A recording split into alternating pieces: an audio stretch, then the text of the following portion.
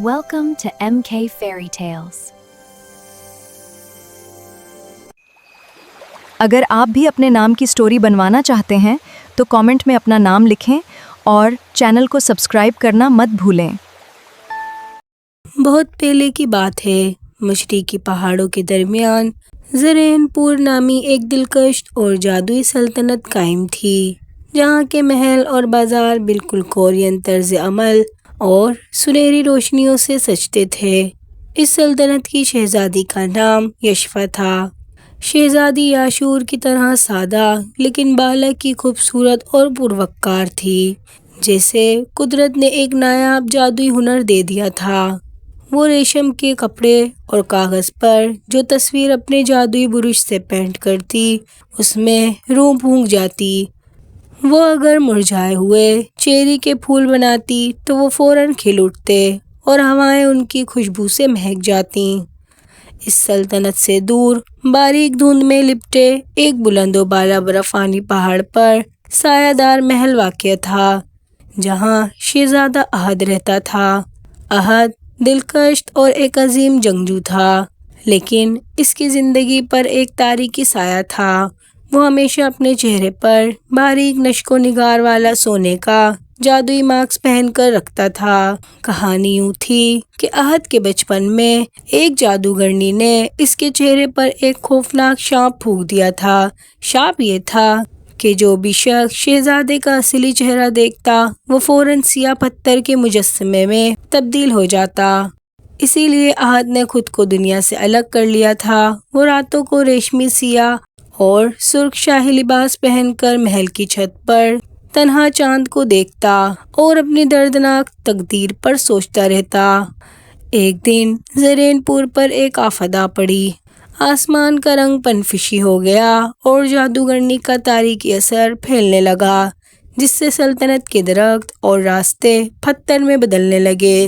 شاہی لوگوں نے انکشاف کیا کہ اگر سایہ دار محل کے شہزادے کا شانپ ختم نہ ہوا تو پوری سلطنت ہمیشہ کے لیے تباہ ہو جائے گی، اور اس کا صرف ایک ہی علاج تھا، کوئی ایسی سچی فنکار شہزادی جو بغیر چہرہ دکھائے اپنے روح کے جادو سے شہزادے کی اصلی سچائی کو کینونس پر اتارے۔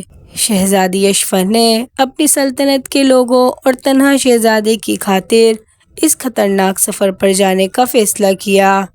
وہ سرخ اور سفید ریشمی لباس، اپنا جادوئی کینوس اور برقی برش لے کر دھند میں لپٹے سایہ دار محل کی طرف روانہ ہو گئی۔ جب یشفا محل کے عظیم الشان مگر خاموش صحن میں پہنچی تو ہوا میں برفانی اور پراسرار خاموشی تھی۔ وہ جیسے ہی اندر داخل ہوئی، سامنے سے پروقار انداز میں شہزادہ احد نمودار ہوا۔ اس کا سنہری ماسک چاندنی میں چمک رہا تھا اور اس کی کالی گہری آنکھوں میں ایک دکھ سا تھا۔ احد نے اپنی باروب اور غمگین آواز میں کہا، اے شہزادی یشفا، پیچھے ہٹ جاؤ، اس محل میں صرف موت اور پتھر کا سکوت ہے۔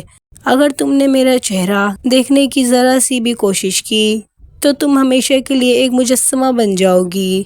یشفا نے روایتی انداز میں احترام سے سر جھکایا، مسکرائی اور نرمی سے بولی، شہزادہ احد، میں یہاں آپ کے چہرے کی خوبصورتی دیکھنے نہیں آئی، بلکہ آپ کی اس جفاکش اور تنہا روح کو پینٹ کرنے آئی ہوں جو اس ماسک کے پیچھے قید ہے۔ سچی فنکاری کے لیے آنکھوں کی نہیں، صرف دل کی بینائی درکار ہوتی ہے۔ احد یشفا کے اس بے خوف اور پیار بھرے لہجے سے شجدار رہ گیا۔ اس نے یشفا کو محل کے ایک خاص اور طلسماتی کمرے میں رہنے کی اجازت دے دی، جہاں دونوں کے درمیان ایک باریک ریشمی پردہ لٹکا دیا گیا۔ اگلے ہی دن سے یشفا نے پینٹنگ کا آغاز کیا۔ پردے کے ایک طرف احد بیٹھتا اور دوسری طرف یشفا۔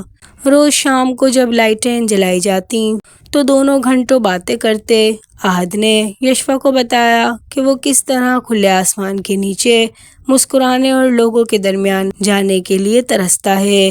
یشفا نے محسوس کیا کہ اس سخت اور خاموش ماسک کے پیچھے ایک انتہائی خوبصورت اور رحم دل شہزادہ موجود ہے۔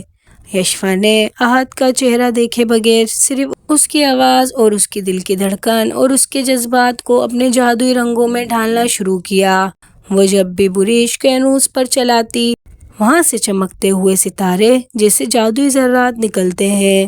وقت کے ساتھ ساتھ دونوں کے درمیان ایک گہری اور دلکش اٹیچمنٹ قائم ہو گئی۔ احد جو کبھی کسی کے قریب نہیں آتا تھا اب یشوا کی آہٹ سننے کا منتظر رہتا، اور یشوا کے لیے احد دنیا کا سب سے معصوم اور پیارا شخص بن چکا تھا۔ آخر کار وہ دن آ ہی گیا جب چاند کی رات پینٹنگ مکمل ہو گئی۔ یشوا نے پردہ ہٹا دیا اور وہ شہکار تصویر احد کے سامنے رکھی۔ تصویر میں کوئی خوفناک سایہ نہیں تھا بلکہ ایک نہایت خوبصورت شاہانہ اور چمکتی ہوئی آنکھوں والا کورین شہزادہ تھا۔ اس کے ارد گرد چیری کے پھول اڑ رہے تھے۔ اس تصویر میں مارکس کا نام و نشان بھی نہیں تھا۔ یشوا نے اپنے سچے فن اور محبت سے احد کی روح کی اصل تصویر بنا دی تھی۔ احد نے جب وہ تصویر دیکھی تو اس کی آنکھوں سے نمک کے شفاف آنسو جھلک پڑے۔ اس نے کہا، کیا یہ میں ہوں؟ یشوا نے آگے بڑھ کر محبت سے کہا، ہاں شہزادہ احد، یہی آپ کا اصل اور پاک سچ ہے۔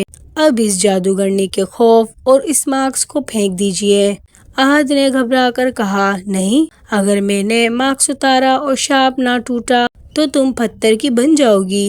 یشوا نے احد کا ہاتھ اپنے ہاتھ میں لیا اور بولی، مجھے اب جادو اور ہماری اس پاکیزہ محبت پر پورا یقین ہے۔ احد نے اپنے کانپتے ہاتھوں سے چہرے کا سنہری ماسک آہستہ آہستہ نیچے اتارا۔ جیسے ہی ماسک الگ ہوا، ایک نیلے اور سنہری جادوئی چمک پورے محل میں پھیل گئی۔ دھند جھٹکنے لگی اور وقت جیسے ایک لمحے کے لیے رک گیا۔ جب روشنی مدھم ہوئی تو یشوا پتھر کی نہیں بنی تھی، وہ احد کے سامنے کھڑی مسکرا رہی تھی، اور جب اس نے احد کا چہرہ دیکھا تو وہ بالکل وہی بے حد دلکش اور چمکتا ہوا کورین شہزادہ تھا جو اس نے کینوس پر بنا دیکھا تھا۔ یشوا کے سچے فن اور دونوں کے خالص پیار نے شاپ کو ہمیشہ کے لیے نابود کر دیا تھا۔ اسی پل پورے زرین پور میں پھیلا ہوا تاریکی جادو ختم ہو گیا۔ درختوں پر سبزہ لوٹ آیا اور جو لوگ پتھر بن چکے تھے وہ دوبارہ زندہ ہو گئے۔ شہزادہ احد اب آزاد تھا۔ اس نے یشوا کے سامنے جھک کر اپنے پیار کا اظہار کیا اور یشوا نے شرما کر اپنا ہاتھ اس کے ہاتھ میں دے دیا تھا۔